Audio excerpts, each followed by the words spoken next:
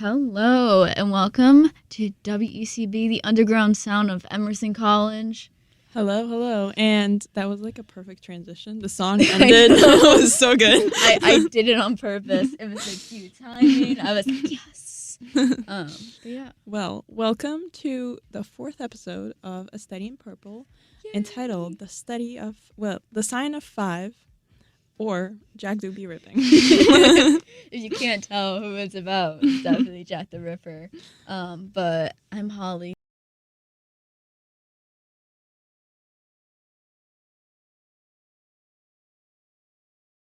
And I'm Nina. Yippee.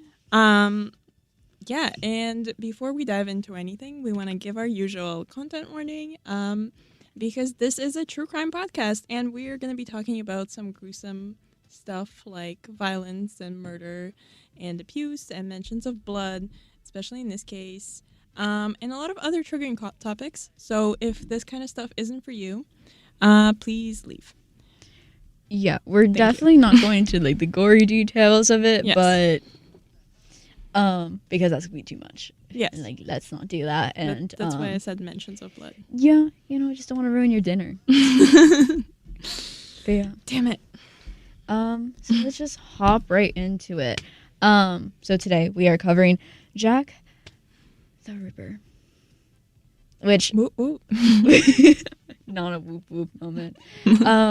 Which was originally started in the 1800s, and then on August 31st of 1888, with Robert Paul, they like stumbled upon a body of Marion Chapman. They? Who is playing music? My headphones are playing music very faintly. I didn't put the thing all the way down. The transition wasn't as good as sorry. Anyway, where was I? So there was a man that was already there, like named Charles Lechmere. However, Lechmere, who proposed to leave the body there. Wait. What? You skipped over the date and setting and guys, you made this out of order. Okay, I'm sorry, guys. Today we're traveling back in time, and we're not in time, but like geographically, we're traveling to London. We're amidst the London fog on August 31st in 1888. I said that.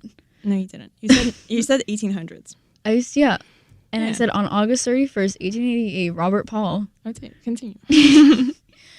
Anyway, of course, Charles disagreed, proposing that moving the body, and that they were not able to like reach a conclusion. So the two men just like left in search of like a policeman to be like, "Excuse me, sir, there's a dead person right there." Yeah. And then the whole story with Jack the Ripper kind of, like we said, dates back to the 1800s with no acclaimed like real person brought to trial. Which in London, England, British people, always fun, always a grand old joy. But like the name stemming from like letters that we'll get into a little bit more later, just like claiming that they're the murderer and like having like, oh, yes, I killed that girl, which I don't know why people were like, I want publicity this way. Yes, I want to be known as the worst killer in history. So the interesting thing about Jack the Ripper is that he is kind of like the first, like there were like serial killers before Jack the Ripper, obviously, because, killers were a thing for all of history. But Jack the Ripper is really the first serial killer that went viral and like kind of global, and people started talking about him, and they're still talking about him, and it's crazy because her, because it's never been solved, and there's also been some things about it being a woman. Could be a her, but to that. Yes, and yeah, it's just a wild case because this is like the origins of true crime and of serial killers. And Jack the Ripper was also known as the Leather Apron because there was he operated in Whitechapel, England, and he would. There was a man who would like harass prostitutes. Yes. And they called him a leather apron because he would always wear a leather apron. And so when these murders first happened, they were like, maybe this is the same guy. Maybe And so, yeah, so he became the same person. He became Leather Apron and Jack the Ripper, like, merged into one. But then it turned out... That's, like, valid. That's so real because they would harass women, and that's, like, the same guy that would kill someone. Yeah, and they were, like, same guy. Same guy, different day. You know, he goes around a couple times with a little stab. Damn. Yeah, and but then it turned out that Leather Apron was actually not entirely harmless, but he wasn't Jack the Ripper, so they were like, fine, different guys. There's 2 of them, I guess. He was a There's random... 15 of them. There's so many. So many people that would come out about it, but like... Yeah. There are so many of them because it would, like, depending on which source you look at, there's a list of, like, 10 people who are not on the other lists. It's a very, like, it's not consistent with, like, all media platforms because everyone, like, gets a different story from a bunch of different people, and it's more like eyewitnesses, which I feel like goes into, like, eyewitnesses and how sometimes they're not reliable. Yeah. And it's eyewitnesses, and it's also, like, over 130 years old. I think it's 150 now, right? I don't know if I'm doing math right. But 140. Oh, it's, you know, potato... Tomato. I don't know. It's 138 if we really want to get technical here. Okay. Well, you know, it's a really old case, and things get lost over time, and it's really hard to be like, oh, that one guy said that which guy? The one that died 100 years ago? Like Jack the Ripper, whoever did that is probably dead by now. Like that. You think? I think he's still alive. Actually, I was walking earlier, and there was one guy who gave me a really dirty look. I was like, "What? Harassing you with the leather apron?" Yeah, must have been him. Yeah. Yeah. So, Jack the Ripper is believed to have murdered at least 5 women. At least. At least. Like, there could be like they try and tie like other accounts of like murders that happened to him, but like it wasn't like done at the same precision as like the other one, so they were really just trying to be like, yep, they all are from the same guy. Yes. There were 5 that were like killed within a half-mile radius in the same part, and they were all in like the same kind of road that they were like, one person could have been in all these places. And they were also kind of all killed in the same manner, and, you know... Also killed in the same year. Yes. Like, all of them died in 1988. Yeah, it was like 5. Within several months, because the first murder happened in August 31st, and the last one happened November 9th. So that's literally like, what, like 3 months, 4 months? Like in the span of several months. And then 2 died the same night. Which was like, bruh. Yeah, September 30th. September 30th, a bad day. Yeah. So this was a thing, and I like that you put my name, Nina. Yes, I don't think that's the main part of the story. I just noticed it, and it was funny. Yeah, so he had 5 victims that were tied to like the one person, and they were Mary Ann Nichols, died on August 31st. Then there was Annie Chapman, Elizabeth Stride, and they died on September 8th, September 30th.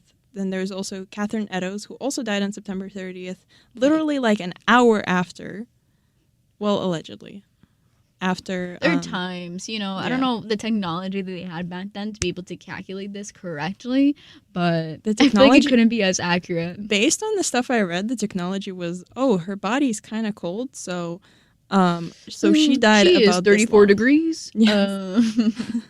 So this one is 32 degrees. He must have died within an hour. Yeah. And his last victim, or hers, was Mary Jane Kelly. And the interesting thing was that all of these women were killed in the night, and they were also the women of the night, aka prostitutes. I stole that joke for someone. I was like listening to documentaries about this, and they said that. So damn, don't credit me. Don't credit the person that said it. I don't know exactly. It was Whatever. If you hear it, then that was the person. It wasn't me. It's a process of elimination. Someone else could have stole it from that person too. And then Maybe. Anyway. Yeah. But yes, all these women sadly died within the span of like less than 6 months. That's less than 3 months. Sorry. My bad. That didn't less than 3 months. Each sadly brutally murdered. We won't get into details of what happened because that's a little gruesome, guys. But in short, they were found in, Incomparable? I don't know. like kind of butchered. Okay, that's all. Yes. That's all you need to know. And they were kind of like all similar except for the first one. So there's a lot of debate about whether Mary Ann Nichols was actually killed by Jack the Ripper because her murder didn't resemble the other murders. But like Jack could have been learning, you know? Yeah. That's one theory. There's one theory that he was learning, and there's one theory that, like we mentioned, that when he was interrupted while trying to kill her, and he was actually Charles I don't know how to pronounce his last name. But whatever. Charles, and then Paul Robert Paul interrupted him mid-killing, and Charles was like, actually, I just found this body. I didn't kill it. But there's never mention of this other person that was also at the scene. So if they were to interrupt, you would think that they would have saw and been like, oh, okay, like maybe we chase after that guy. But no. And the other thing these women had in common was that all of them, except Mary Jane Kelly, were in their 40s and like late 30s. They were all, older. And Mary Jane Kelly was the only one who was 19 or 20. She was something like, she was really young. I think she was 20. Yeah, something like that. Yeah, and also that was like the most brutal one.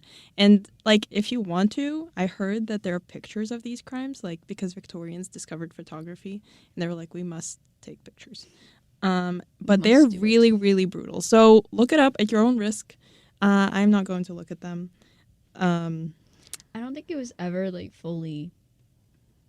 They didn't really keep track of like births, okay, and like birth dates. They didn't really, yeah. So there's one woman that they were like, it's unclear when she was born, but she was born at some point. She looks around 20. Yeah, looks young. Yes. So that is kind of like his victims. Do you want to dive into like investigation? Imagine I was like, no. No. So with the investigation, there was, of course, suspects and people that they found that were like, okay, that could fit under this description, that could have been Jack the Ripper. But no one was really like certain because they were like just trying their best at the time. So a lot of like just fake Jack the Rippers, a lot of like people that would also want to like copycat. I feel like I was mentioning, like similar to like John Bonet, like Ramsey's case of with that person that was like I think from Thailand, and yes, yeah, saying like, yeah, I was the one that like did that to John Bonet. Like, why would you admit to that? And I feel like it's kind of like that similar mindset that like, oh, that like they want to get away from something, or just they're screws are loose. Yeah. There's actually an interesting thing about that, and I can mention it afterwards when we get through through this part of all the suspects. Yes, all the suspects. All of them. But in total there was quite a few. Like, this is not total. This is just some that like notable ones. This is like what, 7? Yeah. that I found that I was like, this seems. That was actually like somewhat like coherent evidence towards. But there was Montague John Drute. I'm gonna butcher these names for sure. Which was just like a teacher who like disappeared and was like later found like dead shortly after like the last murder of Kelly. Yeah. Well, Mary Jane Kelly. And then a lot of people believe that he was mentally ill. So, like, why it could have been, like, okay, like, he, like, drowned himself to, like, not get arrested. and that he like people were like, yeah, he's not right. So like that just made them assume that like, yeah, you know, murderer for that, which was just like at the time of the 1800s, I wouldn't put it past him. Then when there's also Aaron Kosminski, which was sorry, what? Kosminski. Kosminski. He's Polish. Yes.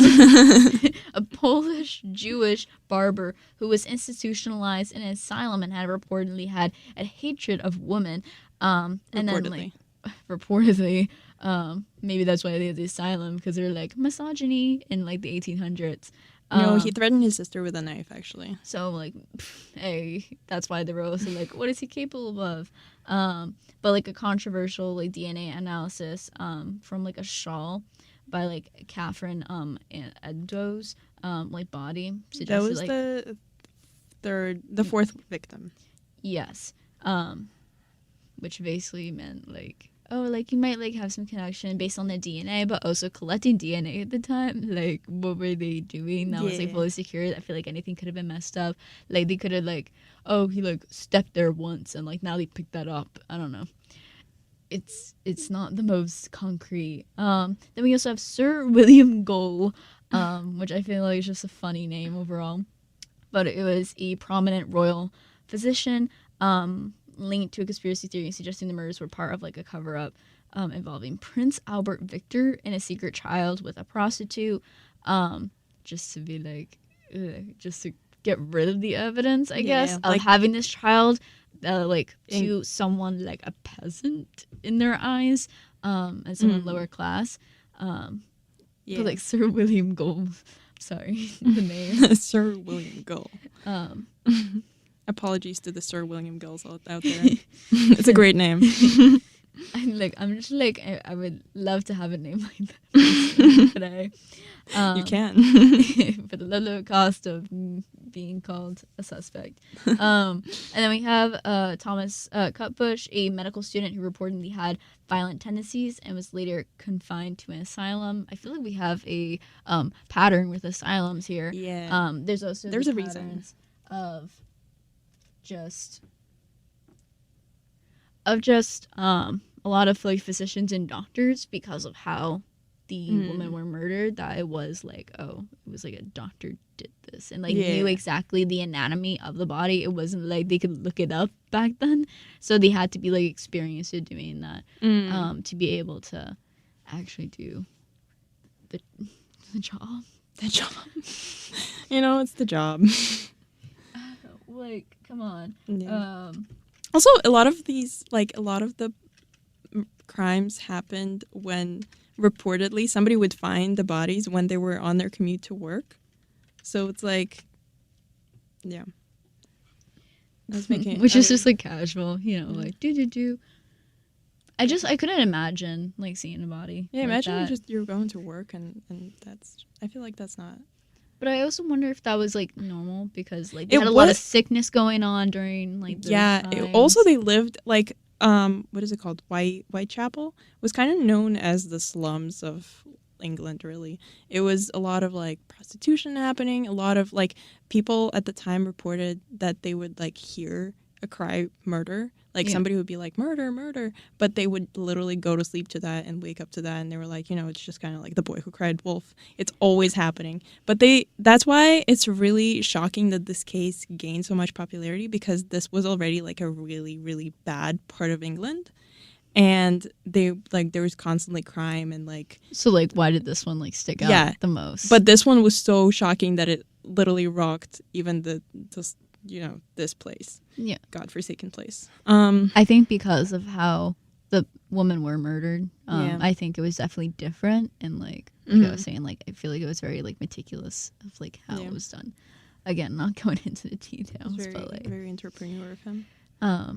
And then it also continues with another suspect of Jill the Reaper, which was like some theories suggest that the killer could have been like a woman, so possibly like a midwife that moved around unnoticed. I feel like women, especially like a midwife, found like made like the happiest of prostitutes, and especially being very religious at the time. I feel like with like the whole Catholic Church and everything, it was very much like not the best to be like, hey, prostitute. Yeah. Also, this theory is interesting because people would be like, oh, it could have been a nurse because it would be okay to walk around in clothes stained with like blood, because like bodily fluids. You just like help someone give birth, like that's it. Yeah. And, like, And after the first victim, after what was her name, Anne Mary something. Ann Nichols. Yeah. After the first victim, it like people found out that it was someone walking around and like killing specifically prostitutes, and so they were like people were more weary, like they were going out in pairs and they were trying to stay together, and they were really like it's thought that Jack the Ripper lured I can't say that word. Lured people into dark corners and like alleys to like gain trust and then lured them somewhere. And so the theory of Jill the Reaper became more popular because they were like, well, if it was a woman, it would have been easier to gain their trust. Yes. Because you think like, oh, another woman wouldn't like do anything to you. Like that's just like that like sacred bond. Yes.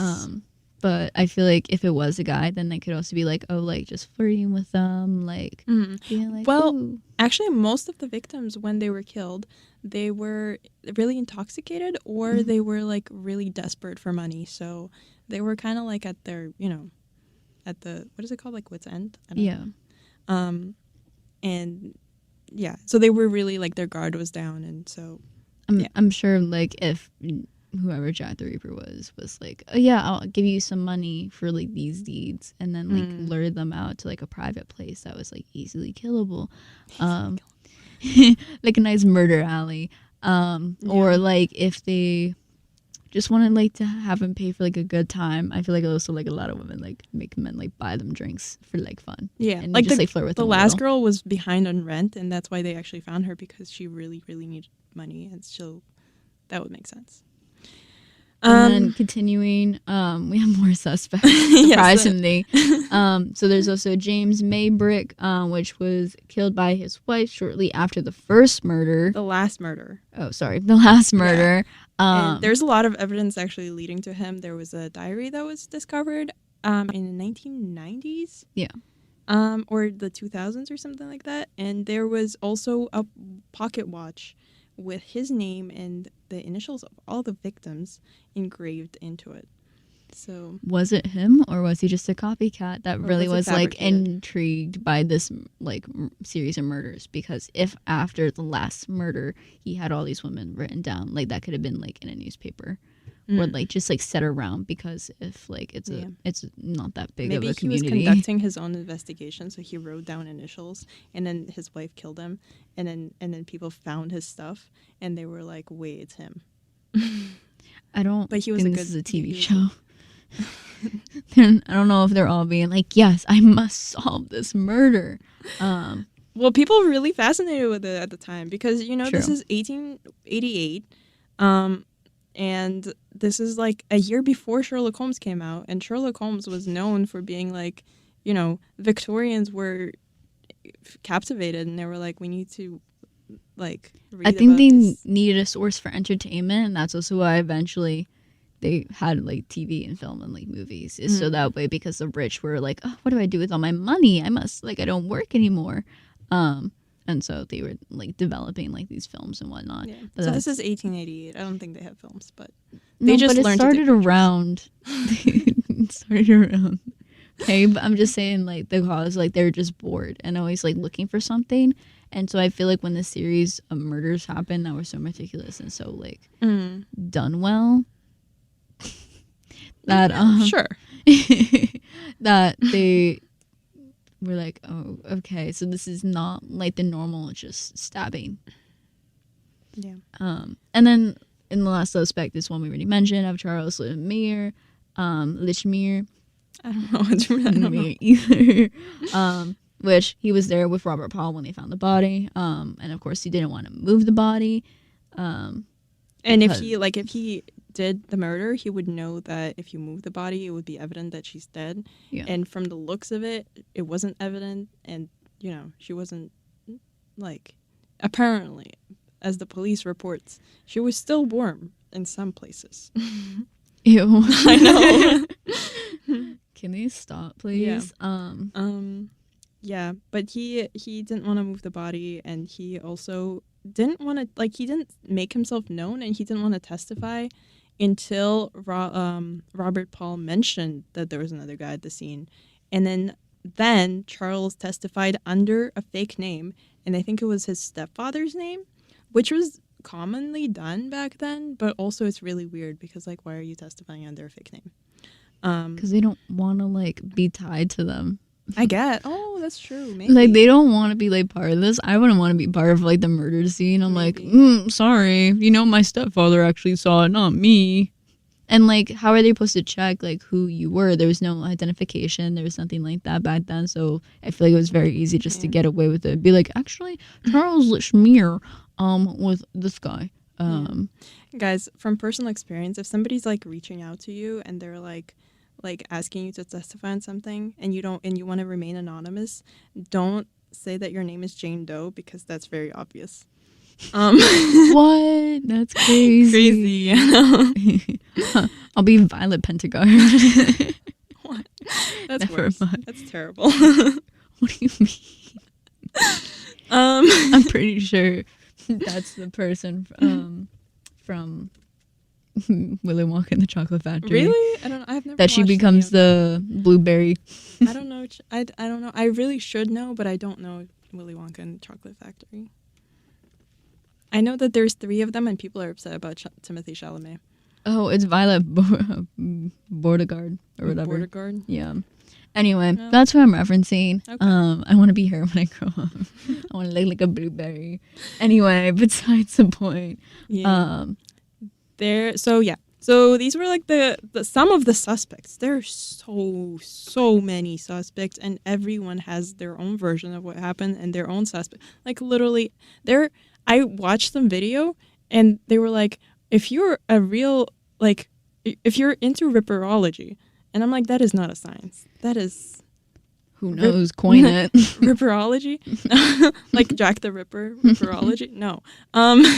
So there are people who are, like, obsessed with this, and they make their whole lives about trying to solve this case, which is crazy. Like, they didn't have a date Friday night that they could have gone instead? Sorry. No. Yeah. Clearly. So, yeah.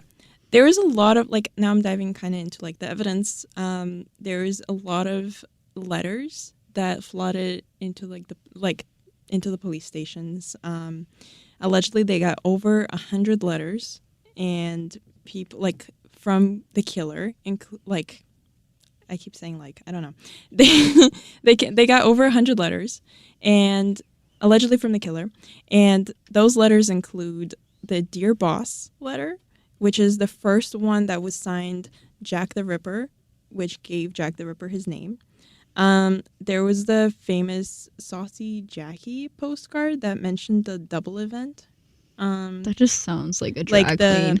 the killing of the 2 women that happened on September 30th. That just sounds like a drag queen. Saucy Jackie to the stage. And there was the letter from hell, which was titled that. And it's actually, like, the picture is on our announcement of the episode. There's, like, in the corner, there's the letter. On our Instagram. Yes, at a study in purple with periods between each letter. Yeah, it's entitled From Hell, and it was sent with a piece of, close your ears or don't listen if you don't want to hear this. This is going to be gruesome. It's sent with a piece of human kidney that was supposedly from one of the victims, specifically Eddowes, who was also killed, I think, on the 30th of September. And the killer said that he ate the other half. And yeah. So those letters are kind of considered to be the letters that are written by Jack the Ripper and are from the real killer, like sifting through all the letters that were sent to the station. And because, like, also the letters were analyzed by forensic scientists, like, nowadays, and they're saying that these letters they match the handwriting, and they were written by the same hand. Also, Arthur Conan Doyle stepped forward and he said that if he were Sherlock Holmes, he would have observed that they were written by someone who is either from or at least has been to America at some point, because they were using some words that wasn't in the British dialect at the time. And so, yeah. So this is kind of like what we know. There was also other evidence that was the fact, like how women were killed, which suggested that the killer must have some sort of like medical and basic anatomic knowledge. I'm really having a hard time. Like, it's right really before am. spring break. We're done. English and I are not friends right now. English and I are never friends. But like in Britain, they are besties. I can draw you a picture. Maybe we do that for next podcast. We do a visual. Yeah. Yeah. So it's suggested that the killer must have some anatomic knowledge or some medical knowledge because of how the killings were done. And it says they must have knowledge of basic anatomy, which, remember, this is 1888, and people don't have the best idea of how things work. They would literally be like, okay, we need a blood transfusion. Okay, so let's drain out all this person's blood. Yes. To make them feel better, and then we'll just like put it back in. Yeah. Like, that's fine, right? Yeah, so those were Victorians. Some other evidence included the diary of James Maybrick, which is one of the suspects we mentioned, that was discovered in 1992. And it was like, there's this guy who came forward and he was like, actually, I found this while scrapping for metal. And it seemed really genuine. Like, people tested it. They got really excited because they were like, finally, we solved the riddle. Metal. No, it was a diary. And it was in the real Victorian, it was on real Victorian paper. Was it 1992 or 1892? I'm not sure, actually. I feel like it would have to be 1992 because they did all the forensic stuff on it. Yes. So, yeah. It definitely was. Because we do the 2019 shawl. Yes. So... That's what happened. They they discovered it, then they checked the ink that was also genuine, and it seemed like it had perfect recounts of all the crimes, and like the times were perfect, and it all made sense. But then it was kind of like, what is it called? Like canceled? Not canceled, but like what is it called? They got canceled. Yeah, it got canceled. Because the guy who came forward, he retracted his statement, and then he retracted his retraction of the statement, and then he retracted the retraction of the statement, and then so on. I feel like they should have a limit. You know how like X or Twitter. Yeah. I want to keep. And he said, because basically he said, "Oh, this is real," and then he was like, "No, actually, I forged this with my wife." And then he was like, "No, I never said that. I actually didn't forge it. It was real." And then he kept going on like that, and people were like, "Okay, this is not solid evidence. We can't trust this."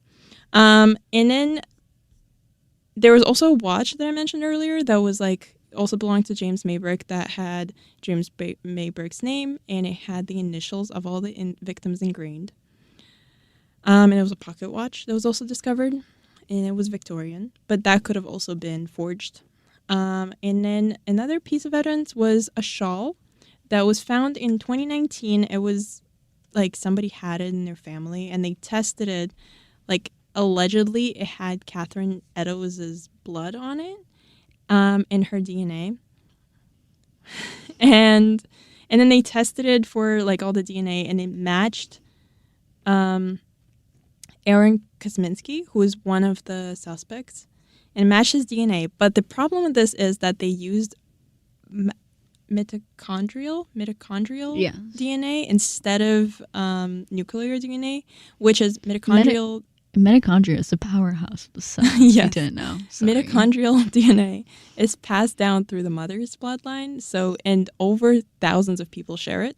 So it's usually only used for exclusion. You can test something and you can be like, oh, this person, like, this excludes these people, so they didn't do it because it doesn't match. And so all it does is basically say that he or 1,000 other people could have done it. So it's very unreliable and unstable, and that is what people were excited about. It narrows it down to 1,000 people, though. I suppose. But that's what people were excited about. Like, there's an article that came out recently. They're like, we finally identified the killer. And they think it was Aaron Kosminski. But it wasn't, probably. Or, like, we don't know. It wasn't, like, of course, like, fully done out. Because it's like, oh, like, what about the other things with, like, Aaron? Like, does he have, like, a good knowledge of, like, how the anatomy works? And, like, that was a big thing as well for the case. It's just like, bruh, do you have all the facts in line? Because, like, we might find some DNA that might, like, scoop it down to, like, 1,000 people. But, like, yeah, it could be anyone. There's also, there is evidence. One of the, I think, detectives, he made notes, and he said that the person who did this was committed to an asylum, and that's why the murder stopped, and his house was monitored, and blah blah blah, and that's why we know that it was someone who was committed to an asylum. Guess what? 2 of our suspects were committed to asylum that we listed. Yes. But also that's very unreliable, because why was he making those notes in 1890 something, and also why, like, what? Yeah, Which is like, yeah, you know, they have to be in an asylum because of how monitored it is. But, like, why Anthony Asylum, like, doing his job? Because isn't it supposed to keep people in? No, after. Sorry. Yes, they were committed after. Yes. But then there was one person who was, like, signed in, and then they were signed out, and then they were signed back in, and that's when the murders happened. But then there was no evidence that's, like, concrete enough to point it to them.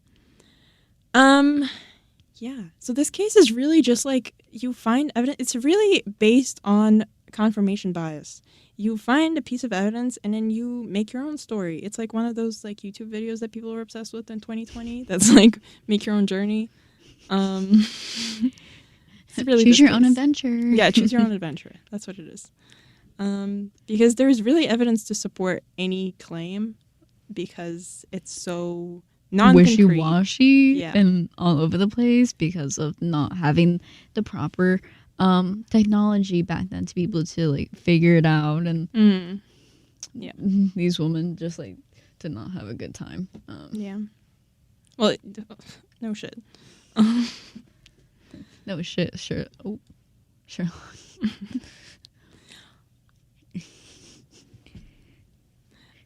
Yeah. So, moving on.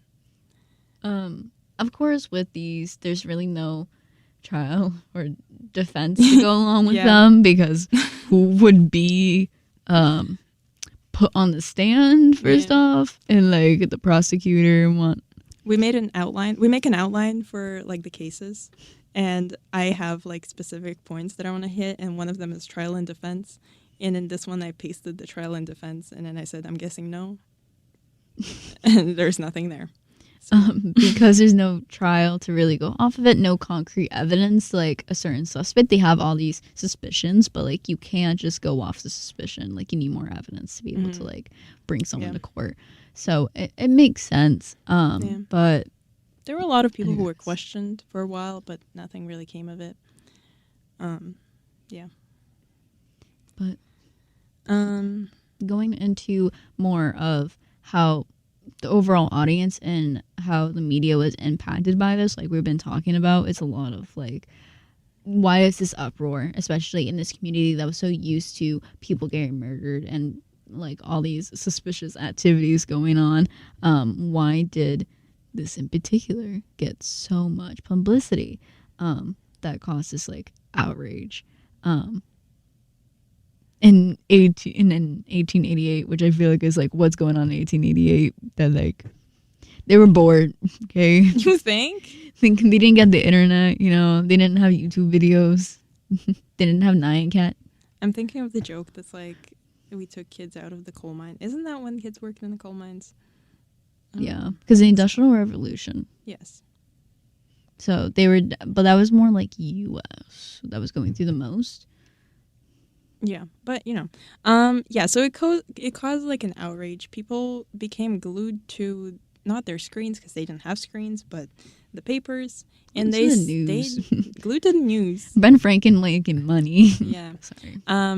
Back in 1888, and they've been glued to the news since, because articles are still popping out. As I said, a shawl was found in 2019, a diary was found in 1992, and in 2025 we had an article. An article? Yeah, about DNA. They're still coming out with articles to this day. Like, it's wild that they're still obsessing, and it's like kind of glorifying this case of being like how presented it is in the media and how many people talk about it, which I feel like is another reason why we should continue to talk about it. And I'm also curious because I was listening to something about this, and they said, oh, people want to solve, like, they want the gratification of solving a puzzle. Or maybe it wasn't about this. It was about something. But what is the gratification of solving a case that's been cold for 138 years? I mean, just the satisfaction. I mean, if you ever do like a crossword puzzle, like we do the New York Times like puzzles to like solve it and be like, oh yes, I got it like in 4 lines or whatever. To like be like, hey, like I did this compared to you. I feel like it's very much like a hierarchy thing and like one-upping to some people. And like to be known as the person that did solve this case, I feel like is a Again, do you want your name on this case? Like, I feel like for solving it, yeah. I guess. I just don't,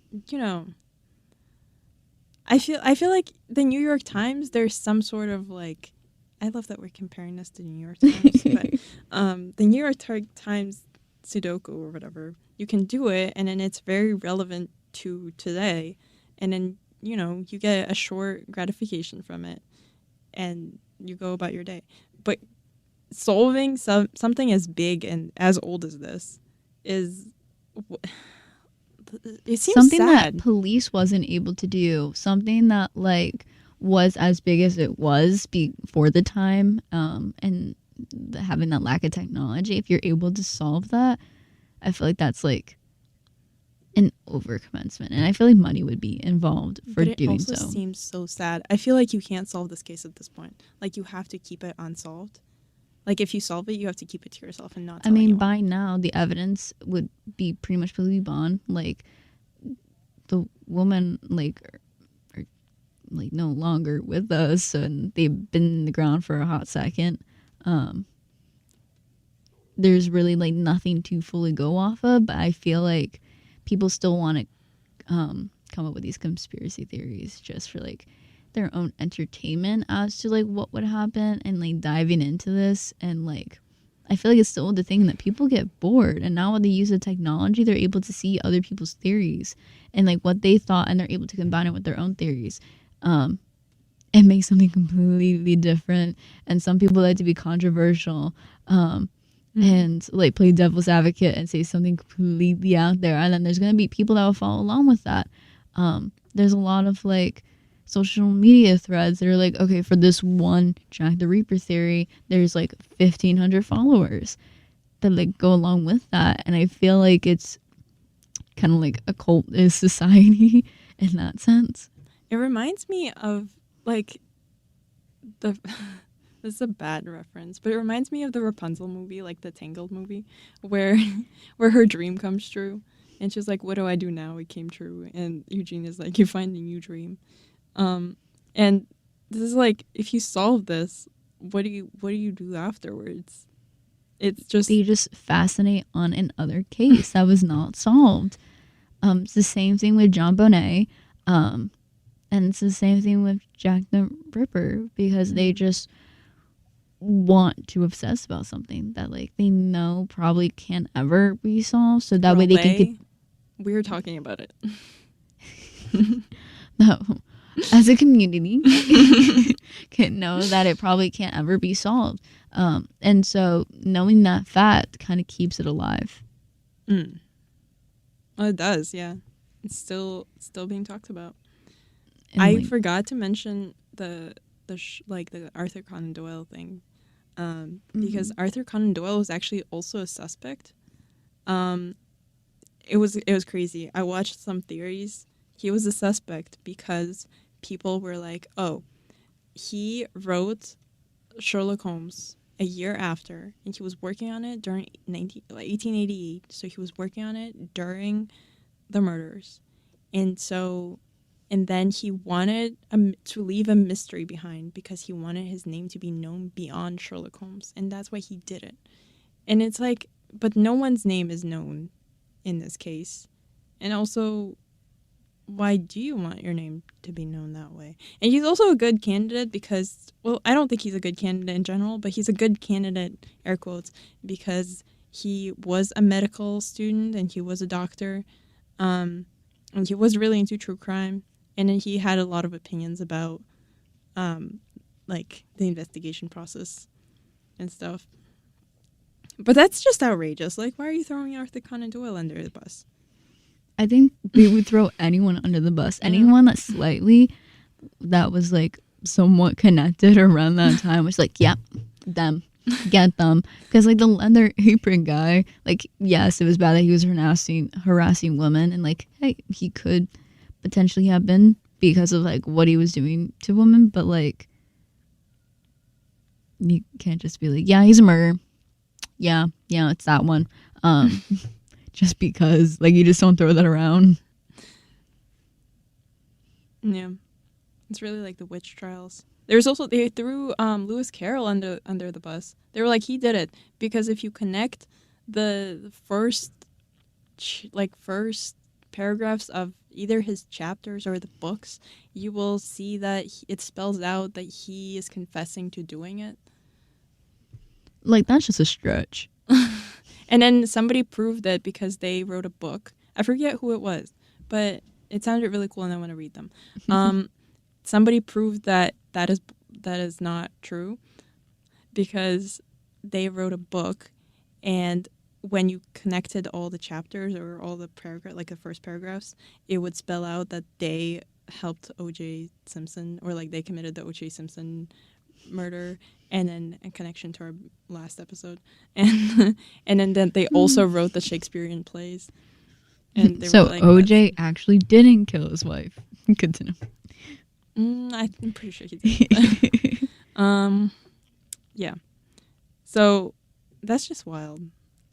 It's really a case of like, as I said, like confirmation bias. It's just anything goes, and it's really interesting that people are like, it's less about solving it, it's more about finding your own kind of narrative in this and being like, I think it's an ego thing. I feel like as humans we're very like egotistic in some way or form. We all have like somewhat of an ego, and so it's like to glorify our ego and get that praise for like solving this murder.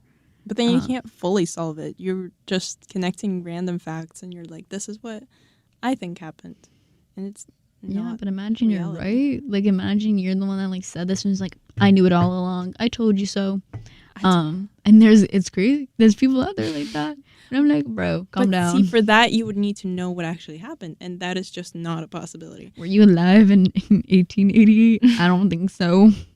Exactly. Like, this case would drive me, like, if this was something I was obsessing over, it would drive me nuts because there is no correct solution. Like, this is why I don't like math, actually. Because math is endless. And there's infinite solutions. Yes. And I know there is correct stuff, but then it's like, it's endless. And endless things drive me nuts. And so this case would drive me nuts. If I was into this and I was researching this and I was proposing theories, I would go insane. Insane.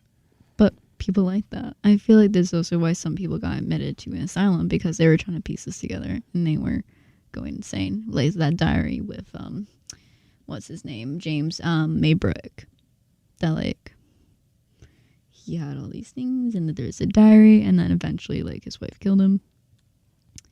He wasn't committed. I lost the thread. His like wife eventually like killed him, but it seems like he was trying to keep track of this, and also the suspects that were admitted after the last killing. Like, maybe it was too much for them. Maybe they were just emotionally stressed by the community. By the community. By these tragedies. But I feel like the biggest draw. Mm-hmm. Maybe we just lay it to rest, guys. It's been 137 years since this happened, and we're still having articles come out about it. And podcasts. Don't expose us like that. Yeah, we're better. Well, I guess, like, I think the moral of the story is that people can't leave things unknown. You must always have a solution. And the fact that there's something that is unknown to us bothers us. Like, that is why we need a creation theory. And every single culture and every single person has a theory of creation and, like, the creation of the world. And we just need everything to be known and everything to be categorized, every single thing. And that's why we keep writing about things, and that's why we keep trying to solve these. I don't think it's about solving. I think it's about knowing that there is a theory that's good enough, that is, and then believing that that is true. And so that there isn't anything in your world that is unsolved. Because when that happens, that's, I guess it bothers people. Because once humans don't know something, they go crazy. Like, you ever see, like, in zombie movies, like, that they're kind of like by themselves and they don't know what to do, or if they're in a society that's like now been abandoned and they have to like fend for themselves, and like knowing that unknown about what is going to happen makes them drive to like the different zombies extents. Or the people? the alive people. Oh, okay. Drives them to like extremes and like makes a lot of them kind of go insane.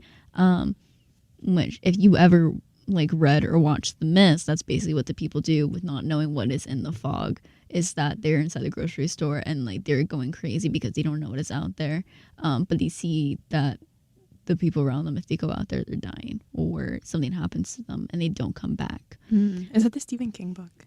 Yes. Oh, okay, I remember that one. I've been talking about it a lot recently, which is weird, but I also really hate the ending in the movie, but like whatever, it's like rage bait. I don't want to watch it. But clearly again. It worked. Yes, like it did its purpose of like what Stephen King like and the director wanted.